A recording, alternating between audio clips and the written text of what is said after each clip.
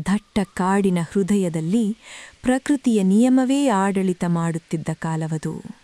ಅಲ್ಲಿ ಶಕ್ತಿಯ ಸಂಕೇತವಾಗಿ ಕಾಡಿನ ರಾಜನಾದ ಸಿಂಹ ಗರ್ವದಿಂದ ಬದುಕುತ್ತಿತ್ತು. ಅದರ ಘರ್ಜನೆಗೆ ಕಾಡೇ ನಡುಗುತ್ತಿತ್ತು. ಆದರೆ ಒಂದು ದಿನ ಅದರ ಜೀವನವನ್ನೇ ಬದಲಾಯಿಸುವ ಸಣ್ಣ ಘಟನೆ ನಡೆಯಿತು. ಮರದ ನೆರಳಲ್ಲಿ ನಿದ್ರಿಸುತ್ತಿದ್ದ ಸಿಂಹದ ಮೇಲೆ ಒಂದು ಚಿಕ್ಕ ಇಲಿ ನಿರಪರಾಧಿಯಾಗಿ ಓಡಾಡಿತು. ಹಠಾತ್ ಎಚ್ಚರಗೊಂಡ ಸಿಂಹ ಘರ್ಜಿಸಿತು. ಇಲಿಯ ಜೀವ ಅಪಾಯದಲ್ಲಿತ್ತು. ದಯವಿಟ್ಟು ನನ್ನ ಬಿಡಿ, ಒಂದು ದಿನ ನಾನು ನಿಮಗೆ ಸಹಾಯ ಮಾಡುತ್ತೇನೆ ಎಂದು ಇಲಿ ಬೇಡಿಕೊಂಡಿತು. ಸಿಂಹ ನಕ್ಕರೂ ದಯೆಯಿಂದ ಅದನ್ನು ಬಿಡಿತು.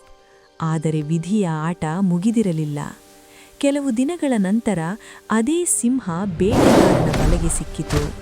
ಅದರ ಶಕ್ತಿ ವ್ಯರ್ಥವಾಯಿತು. ಅದರ ಘರ್ಜನೆ ಕಾಡಿನಲ್ಲಿ ಪ್ರತಿಧ್ವನಿಸಿತು. ಆ ಧ್ವನಿ ಒಂದು ಚಿಕ್ಕ ಕಿವಿಗೆ ತಲುಪಿತು. ಅದೇ ಇಲಿ. ಭಯವಿಲ್ಲದೆ ಅದು ಓಡಿ ಬಂದು ಬಲೆಯನ್ನು ಕಚ್ಚತೊಡಗಿತು.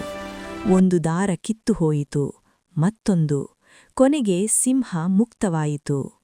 ಆ ಕ್ಷಣದಲ್ಲಿ ಕಾಡಿನ ರಾಜನು ಅರಿತುಕೊಂಡನು, ಗಾತ್ರವಲ್ಲ, ಹೃದಯವೇ ಮಹತ್ವ.